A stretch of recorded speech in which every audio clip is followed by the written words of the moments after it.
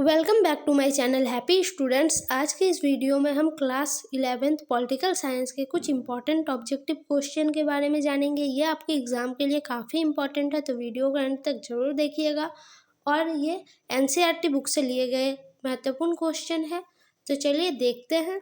आपका जो first question है वो है, निम्नलिखित में से कौन सा प्रत्यक्ष लोकतंत्र का सबसे नज़दीक बैठता है। यानी यहाँ पे 4 उदाहरण दिए गए, उनमें से प्रत्यक्ष लोकतंत्र का उदाहरण कौन सा है और ये सबसे नज़दीक बैठता है। तो सबसे इसका सही आंसर हो जाएगा ग्राम सभा द्वारा लिए गए निर्णय। ग्राम सभा द्वारा जो निर्णय लिया जाता है वो प्रत्यक्ष लोकतंत्र के सबसे नज़दीक बैठता है। नेक्स्ट क्वेश्चन, इनमें से कौन सा कार्य चुनाव आयोग नहीं करता। तो इनमें से पंचायत के चुनावों का पर्यवेक्षण जो है यानी देखरेख वो चुनाव आयोग नहीं करता है। तीसरा क्वेश्चन, महिला प्रतिनिधित्व का समर्थन किसने किया। तो महिला प्रतिनिधित्व का जो समर्थन है वह अरस्तू ने किया है। चौथा क्वेश्चन, निम्न में से लोकसभा तथा राज्यसभा की विधानसभाओं में उन्हें आरक्षण प्राप्त नहीं है। लोकसभा और राज्य की जो विधानसभा है उनमें किन्हें आरक्षण प्राप्त नहीं है। तो ये हो जाएगा ऑप्शन बी, महिलाओं को आरक्षण नहीं है। 5 नंबर क्वेश्चन, यदि राजनीतिक दलों के चुनाव चिन्ह से संबंधित कोई विवाद हो जाता है तो इसका निपटारा कौन करेगा। तो इसका जो निपटारा है वो भारत का चुनाव आयोग करेगा। ठीक है। 6 नंबर क्वेश्चन, ब्रिटिश शासन के किस अधिनियम में विधान परिषद में मुसलमानों को स्थान का आरक्षण प्रदान किया गया है। तो इसका सही आंसर हो जाएगा आपको ऑप्शन ए, 1909 में मार्ले मिंटो सुधार के दौरान।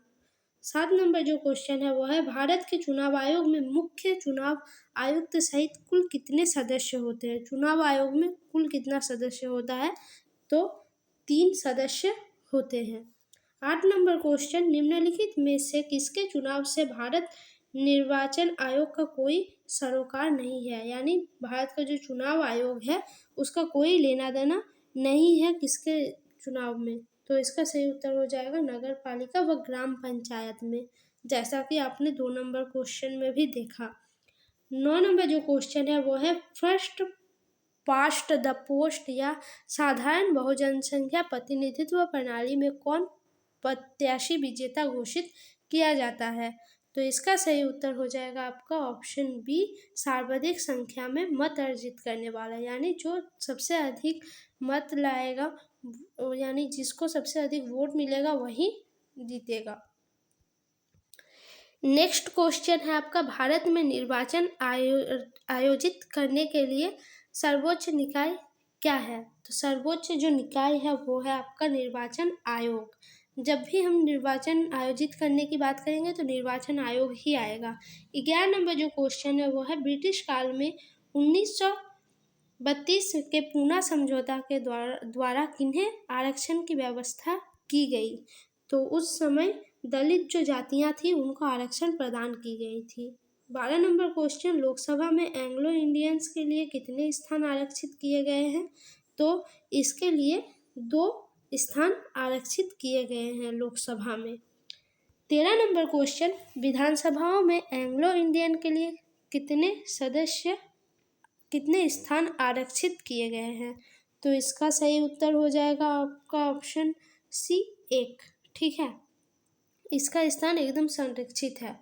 14 नंबर क्वेश्चन, भारतीय संविधान के किस भाग में चुनाव आयोग की व्यवस्था की गई है। चुनाव आयोग की जो व्यवस्था है वो भारतीय संविधान के किस भाग में की गई है। तो 15वें भाग में। 15 नंबर जो क्वेश्चन है वो है, भारत में किनके चुनाव में आनुपातिक प्रतिनिधित्व चुनाव प्रणाली अपनाई जाती है। तो इसका सही उत्तर हो जाएगा ऑप्शन डी, राष्ट्रपति। ठीक है। नेक्स्ट क्वेश्चन, एक व्यक्ति राष्ट्रपति के लिए अधिकतम कितनी बार निर्वाचित हो सकता है। कितनी बार उसका निर्वाचन किया जा सकता है। तो उसका सही आंसर हो जाएगा, कोई सीमा नहीं है इसका। 1 बार, 2 बार, 3 बार, वो कितना भी बार निर्वाचित हो सकता है। 17 नंबर जो क्वेश्चन है वो है, एक व्यक्ति एक वोट का सिद्धांत किससे संबंधित है। तो ये है राजनीतिक समानता से। नेक्स्ट क्वेश्चन, भारत के मुख्य निर्वाचन आयुक्त को हटाने की शक्ति किसे प्राप्त है? मुख्य जो निर्वाचन आयुक्त जो होते हैं उसको हटाने की शक्ति सिर्फ और सिर्फ संसद के पास है। संसद में एक बिल पास होगा जिसमें अगर बहुमत आता है तो वो उसे हटा सकते हैं। नेक्स्ट क्वेश्चन, मत देने का अधिकार किस प्रकार का अधिकार है? तो मत देने का जो अधिकार है वो राजनीतिक अधिकार है। 20 नंबर क्वेश्चन है आपका, राज्य के चुनाव आयुक्त की नियुक्ति कौन करता है? राज्य का जो चुनाव आयुक्त होता है उसकी नियुक्ति कौन करता है? तो इसका सही आंसर है आपका ऑप्शन सी, राज्यपाल, क्योंकि राज्यपाल ही राज्य का प्रधान होता है। 21 नंबर जो क्वेश्चन है वो है, किस संवैधानिक संशोधन के द्वारा भारत में मताधिकार की आयु 21 वर्ष से हटाकर 18 वर्ष कर दी गई है? तो इसका सही आंसर हो जाएगा आपका ऑप्शन ए, 61वें जो संविधान संशोधन हुआ था उस समय क्या हुआ था, जो मताधिकार की आयु थी 21 वर्ष उसको हटाकर 18 वर्ष कर दी गई। नेक्स्ट क्वेश्चन, भारतीय संविधान का प्रहरी या संरक्षण किसे माना जाता है? संरक्षक जो है वो सर्वोच्च न्यायालय को माना जाता है, यानी जो सुप्रीम कोर्ट है उसे ही संविधान का प्रहरी या संरक्षक कहते हैं। नेक्स्ट क्वेश्चन, अल्पसंख्यकों का प्रतिनिधित्व किस आधार पर किया जाता है? तो अल्पसंख्यक जो समुदाय है उसका प्रतिनिधित्व क्या होता है? धर्म, संस्कृति, भाषा, ये तीनों आधार पर किया जाता है, तो इसलिए इसका सही आंसर हो जाएगा ऑप्शन डी। ऑप्शन डी इसका सही उत्तर हो जाएगा। 24 नंबर जो क्वेश्चन है वो है, लोकसभा के सांसद बनने की न्यूनतम आयु क्या है? कोई भी व्यक्ति लोकसभा का सांसद कितनी आयु में बन सकता है? तो इसका न्यूनतम जो आयु है वो 25 वर्ष है। नेक्स्ट क्वेश्चन, विधानसभा के सदस्य बनने की न्यूनतम आयु क्या है? तो विधानसभा की सदस्य बनने की न्यूनतम आयु जो है वो है आपका 25 वर्ष, यानी लोकसभा और विधानसभा में एक ही न्यूनतम आयु रखा गया है। नेक्स्ट क्वेश्चन, राज्यसभा और विधान परिषद के सदस्य बनने की न्यूनतम सीमा? राज्यसभा और विधान परिषद यहाँ पे पूछा गया है, तो इसका सही आंसर हो जाएगा 30 वर्ष। ठीक है। नेक्स्ट क्वेश्चन, राष्ट्रपति के चुनाव में भाग लेने वाले उम्मीदवार की न्यूनतम आयु क्या होती है? जो राष्ट्रपति के चुनाव में भाग लेते हैं वैसे उम्मीदवारों की न्यूनतम आयु कितनी होती है? तो इसका सही आंसर हो जाएगा 35 वर्ष। नेक्स्ट क्वेश्चन, राष्ट्रगान, राष्ट्रध्वज या संविधान का निरादर करने पर कोई व्यक्ति कितने वर्ष तक चुनाव नहीं लड़ सकता? अगर कोई नेता क्या करता है, राष्ट्रगान, राष्ट्रध्वज या संविधान का निरादर करता है तो कितने वर्ष तक वो चुनाव नहीं लड़ सकता? ये भी एक कानून है, लेकिन हमें क्या है इसके बारे में कोई जानकारी नहीं है, जिस कारण नेता कुछ भी बोल देते हैं। तो इसका सही आंसर हो जाएगा 6 वर्ष। ठीक है, 6 वर्ष तक वो चुनाव नहीं लड़ सकता है। नेक्स्ट क्वेश्चन, मतों को गिना नहीं बल्कि तोला जाए, ये फॉर्मूला किस प्रतिनिधित्व प्रणाली पर लागू होती है?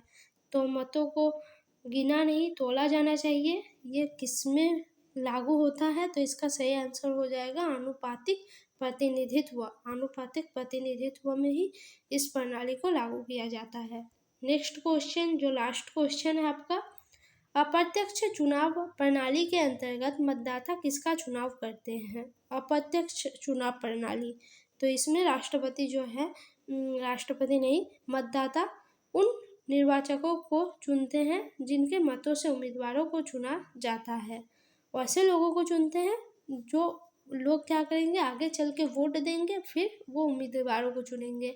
तो ये अप्रत्यक्ष चुनाव प्रणाली हो गई। भारत में ऐसा चुनाव प्रणाली देखने को नहीं मिलता। भारत में जो चुनाव होता है वो प्रत्यक्ष चुनाव है, यानी हम सीधे उम्मीदवार को चुनते हैं। हमारा जो शासक कौन रहेगा ये हम खुद चुनते हैं। तो भारत में प्रत्यक्ष चुनाव प्रणाली है। तो इस तरह से आपके सभी ऑब्जेक्टिव क्वेश्चन पूरे होते हैं इस चैप्टर के। आपको ये क्वेश्चन कितने आते थे आप मुझे कमेंट में ज़रूर बताइए। वीडियो अच्छी लगी हो तो वीडियो को लाइक कमेंट शेयर ज़रूर करें। नेक्स्ट आप किस टॉपिक से रिलेटेड वीडियो देखना चाहते हैं ये भी आप मुझे कमेंट में बता सकते हैं। चलिए फिर मिलते हैं नेक्स्ट वीडियो में। धन्यवाद।